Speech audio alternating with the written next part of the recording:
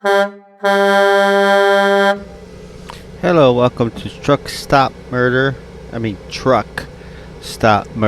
and True Crime Podcast. I am your host, Gary Howard. And again, I was able to get this out within 2 weeks.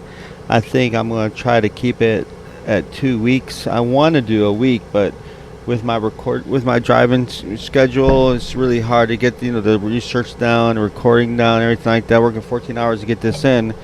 I mean, I could deprive myself of sleep, but do you really want me out there driving on the highways, sleep deprived? I don't think so. So I'm going to keep these episodes about every 2 weeks until I could probably figure out a better way of research and different things and whatnot. So before I get started, I need to put some information out. I did one of these before, but it's called a BOLO report. A BOLO report, if you're not familiar what that means, is be on the lookout report.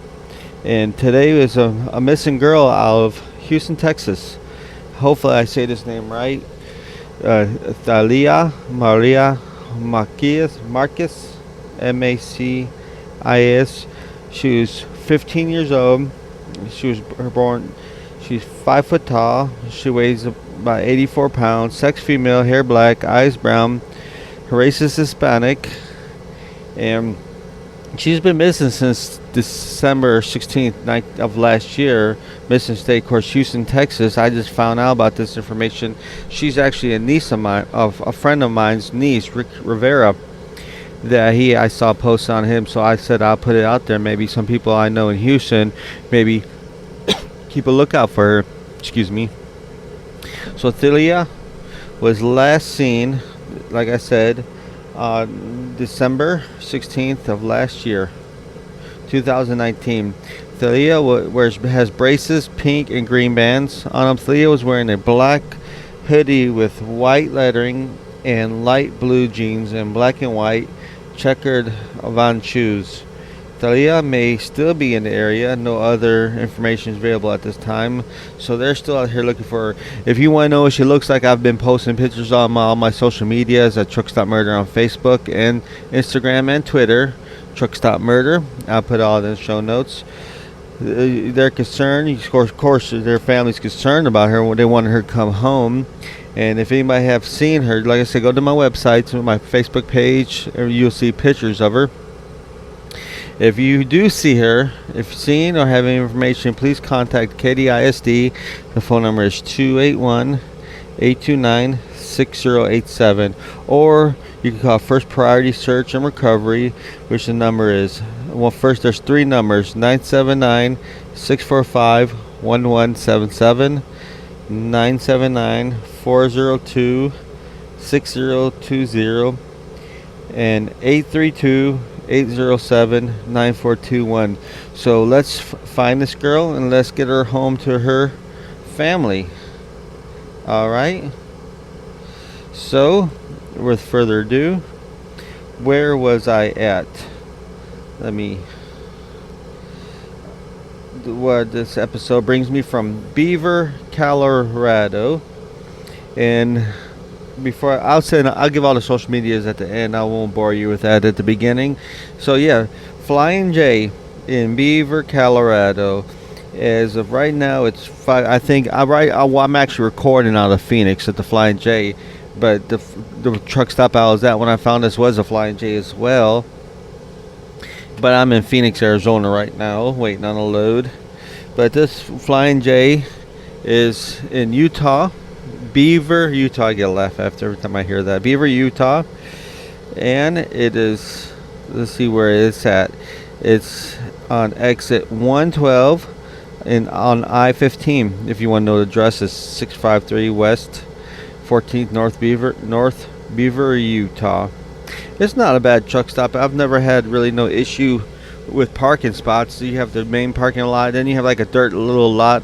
Well, everything's dirt out there. There's a truck stop across the street. I don't have the name for that right now, but I'll save that for maybe a future episode. But so there's usually parking here. The cell phone service is really not that great that I found while I was there. I really get really no signal because it's really in the middle of nowhere.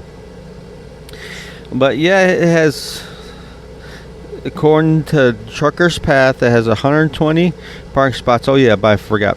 It's 1709 right now, or 509, and as of 14 minutes ago, it has just had some spots. So, but that's just the parking lot. Like I said, there's a big field. There's no parking there. There's a big field, which I have seen a lot of trucks parked there. Fuel right now is $2.59.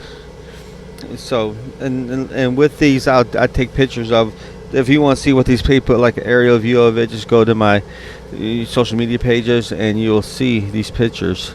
So as for reviews, let's see what people think of this place. Oh, they do have a Mexican restaurant there, which I have bought, which is pretty good. Let's go with 1 star. This place wants you to use a new cup and then charge you 89 cents for a cup of ice. Take your own cup, use their cup, fill it, and throw it away. That's what he wants you to do. Okay, this one, don't bother finding parking. Flying J is full. He's just talking about updating parking. And here's what this one got: 1 star. Clean the damn pumps and fuel islands. Damn things are beyond filthy. I did not see that when I was there. You know, one other 5-star, happy with place. Another 1 star. They should do something about the smell. I don't know what smell he's talking about. I've never smelt it. And if it's coming from somewhere else, of course, how are they going to do anything about it? Anyway, a good driver can hum these nuts to super trucker. I don't know what that has to do with this. It's a 3-star. A good driver can hum on these nuts to super trucker or whatever. So I swear, some people just do anything for some kind of notoriety. Okay, this one is just anonymous. It looks full, but a good driver can still get okay, whatever. Points, and a lot of people say they don't use. You have Verizon Wireless sucks here. Like I told you, cell phone service is not very good. You know, they keep saying they don't take points there. But there's the reviews.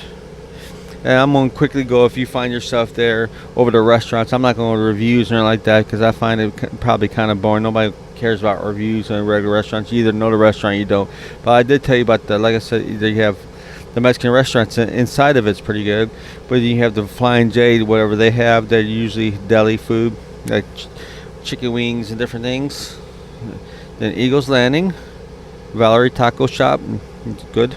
Wendy's, Dairy Queen, Denny's, Carl's Jr., Subway, and McDonald's. And this is all within a quarter mile from the place.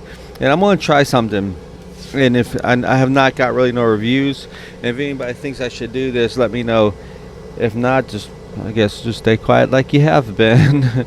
But I think I'm gonna start looking at who's from this area, and the person I found from this area is no other than Robert LeRoy Parker. I mean, if anybody knows who that is, he was born in April 13th, 1866, November 7th. To November 7th, 1909. And if you want to know who Robert LeRoy Parker is, was better known as Butch Cassidy, who was an American train and bank robber and the leader of a gang of criminal outlaws known as the Wild Bunch in the Old West. So there you have it. Here I'm thinking that there's nothing comes out of Beaver, Utah, because it's like in the middle of nowhere. And look at here, motherfucking Butch Cassidy is around. But I'm gonna start doing that, looking up to see if who I could find. But what I did find is not as popular as Butch Cassidy. This takes us back to 1949, actually. And I was going to cover the Mountain Meadow Massacre this week because it happened too far. But I think I'm not ready. That's more of a historical one, maybe something that like a time suck type thing with Dan Cummings should cover, maybe.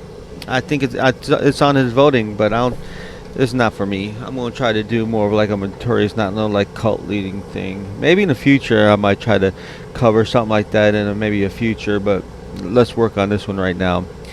But let's talk about who I found, these duos.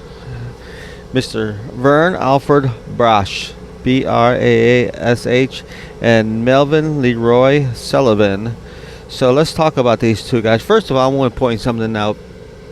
You know, the guy Vernon Alfred Braasch looks so much like another podcaster I listen to. Matter of fact, who got me into podcasting, James Petrogallo. This guy, I'm going to post all the pictures on my social media. You'll see, if you do listen to Small Town Murder, which you should, it's very entertaining. You guys always have me laughing. And like I said, also inspired me to do this. I'll always be ever grateful for them, for showing me the way, and unbeknownst to them, but they did. But yeah, he looks so much like him. So some people just travel in time, get good episodes, I guess. But so here's the story about these two guys. But like I said, Verne Alfred Braasch and Melvin LeRoy Sullivan. So on the 21st and 22nd October 1949, they went from a bus from Cedar City,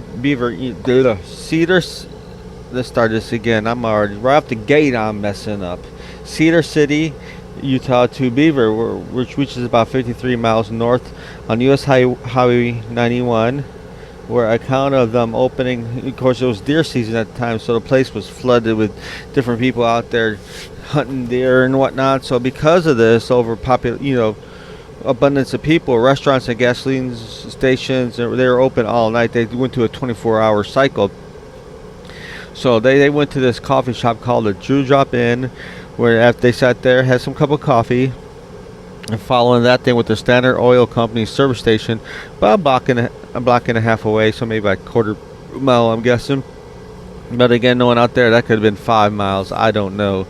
So they remained in the store for about an hour and a half, not really buying nothing, and then they returned to Dewdrop Inn for more coffee, and then from there they were seen leaving about 7:45 in the morning of October 22nd, a few miles south of Beaver on Highway 91, where they were trying to thumb a ride from deer hunters that was going around. And I'm assuming they were ready to just go get their, since it was early in the morning, they were trying to get their deer stands. They weren't trying to give nobody no ride, so they finally got a ride they flagged down a Greyhound bus, which they took back to Cedar City. So what were they doing? What was going on? Why did they just hang out the Standard Oil Company? Well, come to find out that a couple of Marines were stopping by to get themselves some coffee before they went to their deer lease. So about 4 o'clock that morning, they got there, and what they found was not good. They soon found Howard Manzone, Manzione. He was a lieutenant there. Was found by the 2 Marines. Like I said, there's 2 Marines on their way hunting at the station floor, laying on the ground unconscious, mortally wounded from 4 .22 caliber bullets. He was rushed to the Iron County Hospital at Cedar Point City, where he died about 7:13. So they found him alive.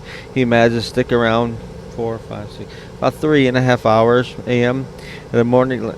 And then during the morning, they're looking around trying to figure out what was going on, and they found a .22 caliber pistol was found near Beaver River, where it cut across 91 south of Beaver City.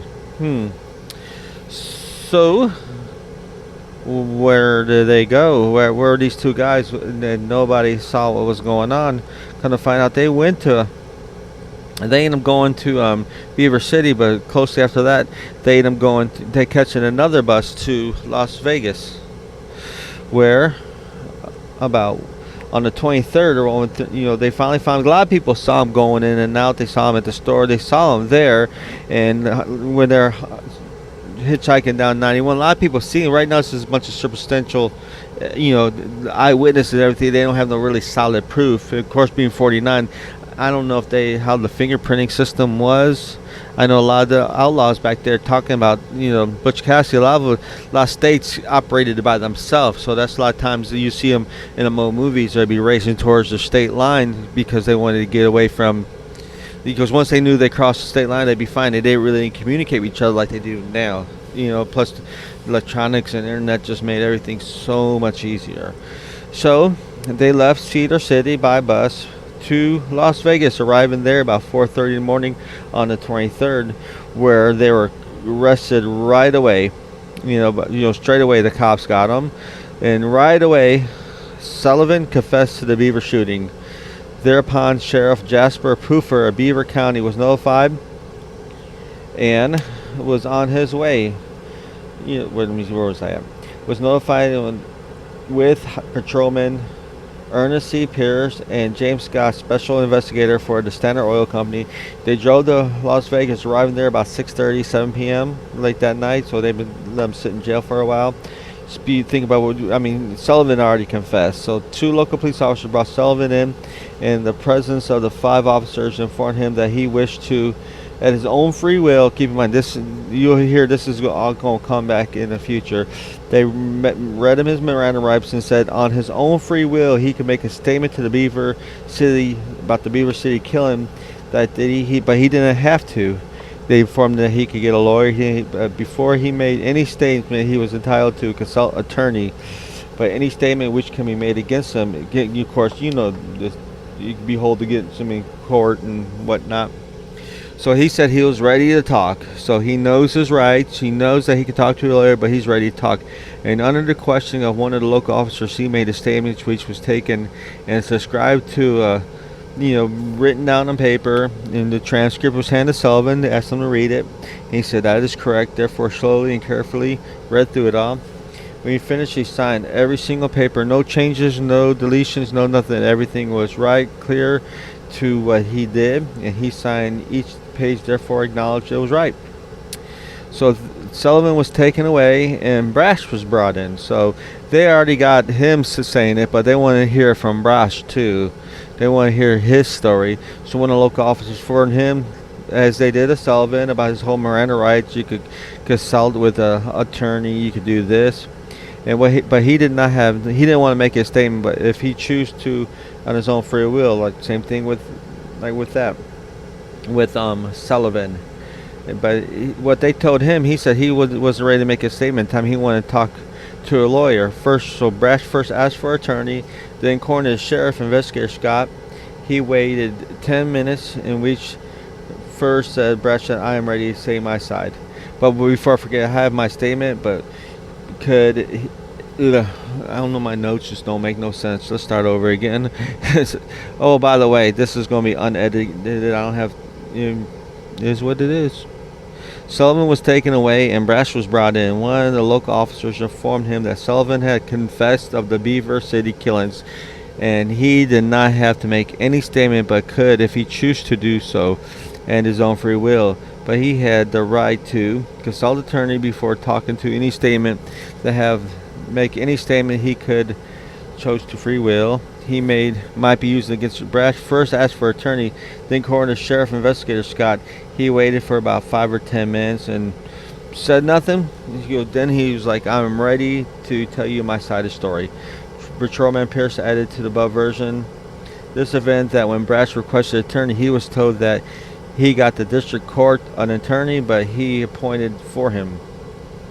But before that, he wishes to have such advice, he would have to pay for it. So before he even of course, these cops are going to lie to you, just get anything they want, and they can do so if they could get a confession. They could lie, they could twist the truth, they could do whatever. They could say that Sullivan's in our room, squealing like a pig, even though he might not. I even seen one case where when the one individual was getting, I can't remember where I saw this or heard it, or it's even true, but one of them, they're questioning 2 people, and the cop told a guy, "Hey, your party knocked you out for a McDonald's cheeseburger meal, Whopper meal." Then outside, they said, "Here's your food. You hungry?" He said, "Yeah." So they walked by the door, making sure the door was open, and he looked up and saw him walking by with the McDonald's, and he said, "Oh, that son of a bitch knocked me out for a Happy Meal," pretty much. So, like I said, he said he would have to pay for it. The record is silent as the ability to pay, because of course he's broke. Braasch thereupon said he was ready to talk and proceed. Went through the same with him as Sullivan until he signed. He made the said everything he did, and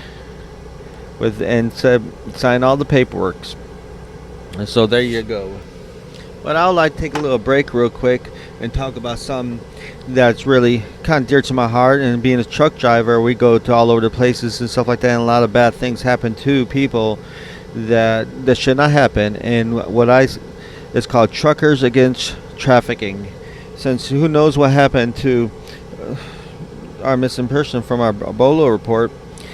I mean, maybe she was picked up by someone human trafficking. Hopefully not. Hopefully she finds home. But if you're at one of these truck stops and you see something like suspicious, anything that don't look right, some girls running around. A lot of times they say don't try to take her away, because all you're doing is you might be helping her, but in the big picture things, you're not doing really.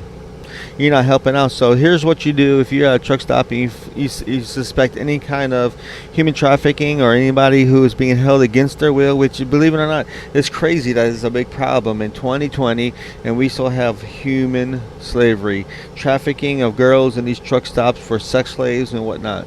This needs to stop. But if you're watching a crime in progress, call 911, of course, and then call the hotline. If you're a truck stop, travel plaza, or any other businesses, please notify the manager on duty, of course, of the suspicious activity. He or she needs to be aware of what is taking place on the property and assist in ending it. Anti-trafficking hotline advocates are available 24/7 to take reports, potential human trafficking. All reports are confidential and you may remain anonymous. And my phone keeps. Interpreters are available. The information you provide will be reviewed by the National Hotline and forwarded to specialized law enforcement and or service providers where appropriate. The call hotline is in the U.S. is 1-888-373-7888, and that's the U.S. number. If you're in Canada, call 1-833-900-1010 in Canada. In Mexico, it's 01-800-5533-000, and text info or help to be free BEFREE to 233-733. So let's end human trafficking and get these girls home. All right. So back to these Sullivan and Braasch. So they were arrested in Las Vegas, where they quickly started.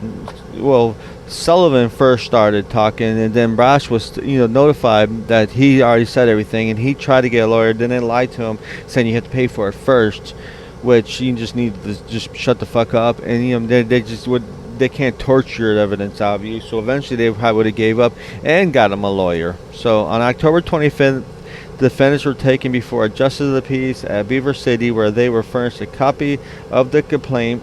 Well, this is what you're being arrested for, and they were without legal counsel. There's nobody there or device or relationship or friends. Keep in mind, these were young guys. They weren't that old. I think Braasch was 24, and Sullivan was 19 at the time, and they were just traveling around the country, I guess. So, just traveling around, nowhere to go. 49's vagabonds. So, for nobody there, their complaint was read, where they informed that they were entitled to a speedy trial to be represented by counsel. So they told them about the lawyers at every stage of the procedure, and that they could have their preliminary hearing then, or could ask for a postponement to procure a lawyer, to get a lawyer. Whereupon Braasch asked if they could have an attorney. So Braasch seems like the smart one of the group. He knows, wait, we need a lawyer. We just can't be, doing this ourselves. Can we have a lawyer at this time and at the trial? The district attorney then explained that the justice of the peace does not have the right to appoint counsel at a preliminary hearing, but if he hands you over to the district court, it will appoint counsel for you. But you have the right to employ counsel for yourself for the hearing. He further explained that the preliminary hearing is not a trial, but merely a determining whether probable cause exists to hold the defendant, whereabout each defendant consented to holding a preliminary hearing for them. So just figure out what they're going to do with them. So let's see what they decided to do with them. So the court went to trial. Of course, they pled not guilty. They said because they said they confessed under false pretenses, and they were forced and manipulated into the confessions, and they were coerced. So they both got their own lawyers. They were trial together, but they both had separate legal defenses, legal teams and whatnot. So of course, with all the evidence against them, matter of fact, Sullivan told them where the gun was at. There's evidence, people see him there. Everything. Of course, the judge, after it was all said and done with, they're like, "You all right, you two?" They're hung out together. They're being tried together, and they were found guilty together. The judge says, "Be gone with you," the death penalty.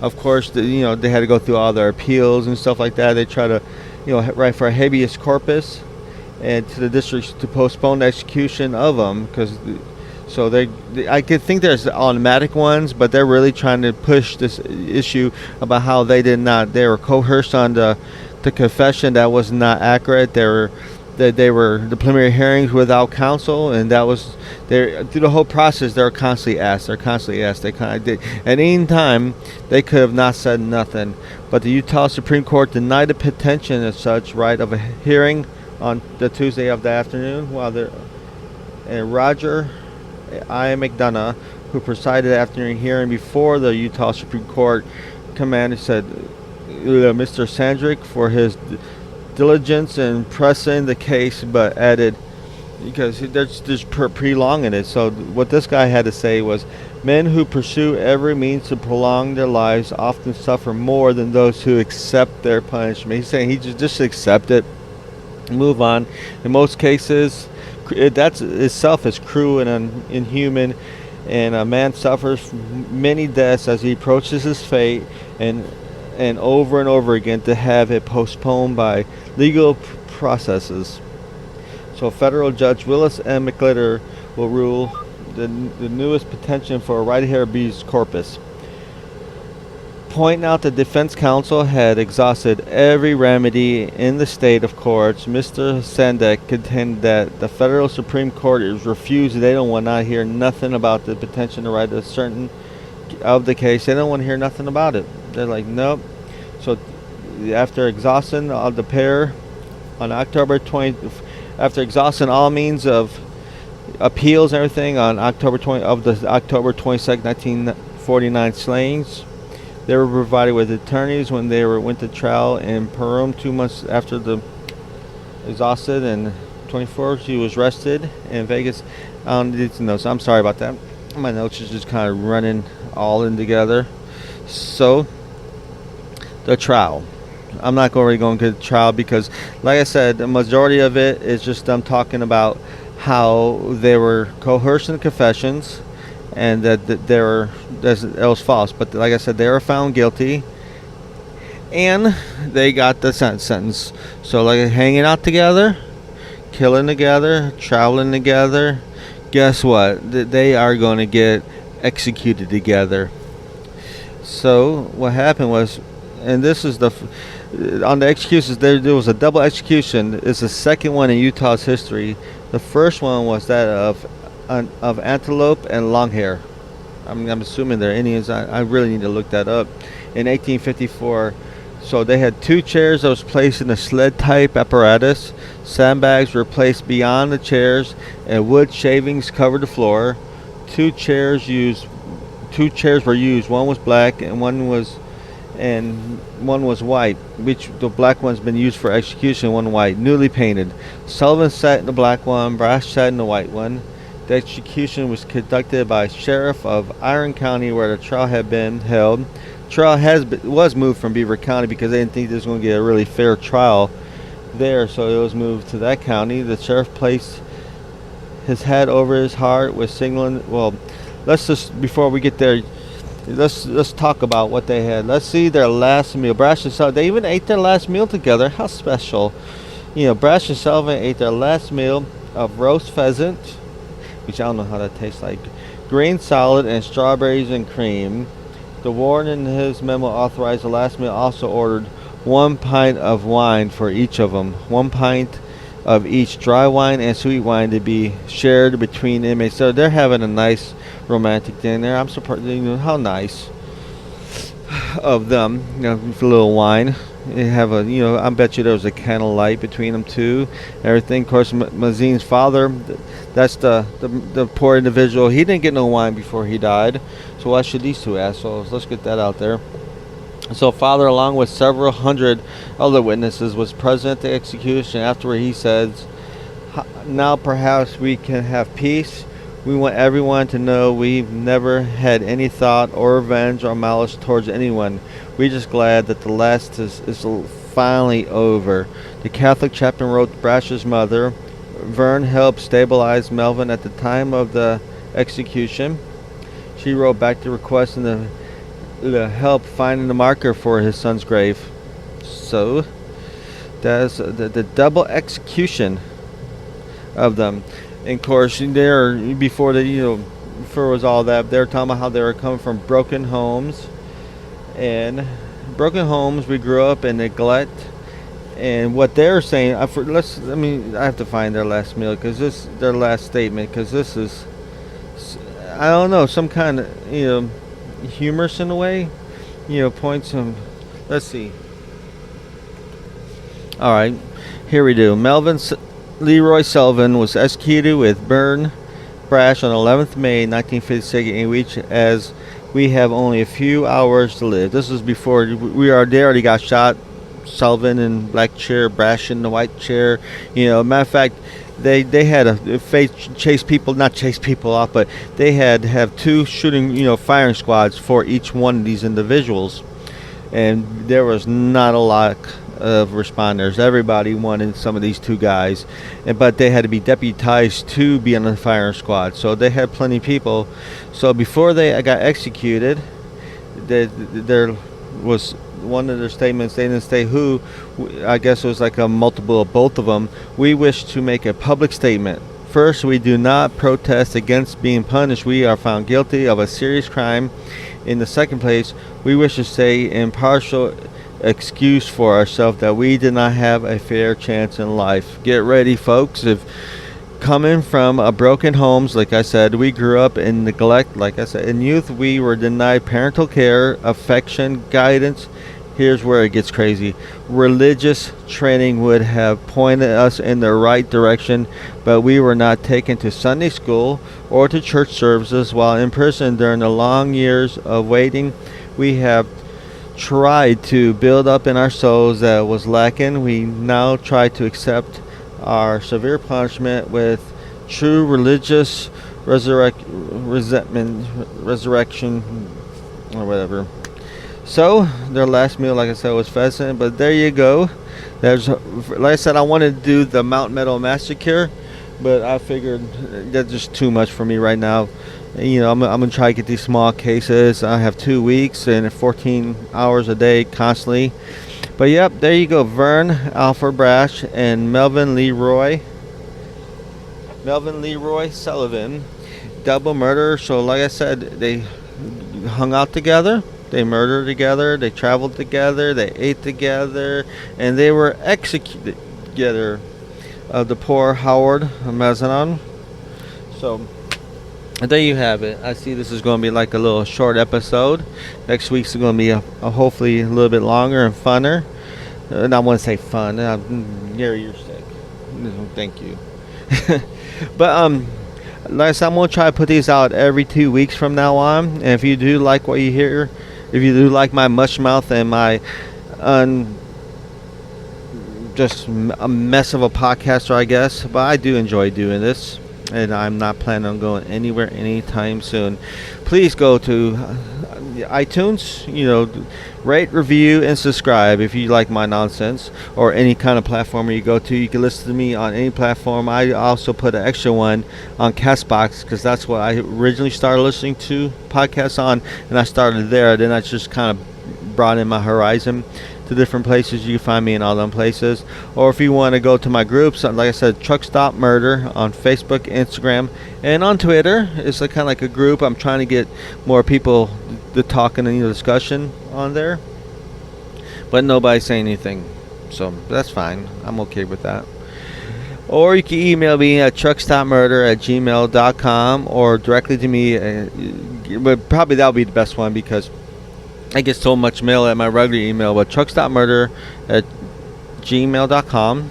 And as always, thank you for giving me a second of your day. Listen to my podcast, and don't forget, you can't fix stupid, but you can numb it with a 2x4. Sergeant Awesome out, and let's make these better podcasts for you. Bye.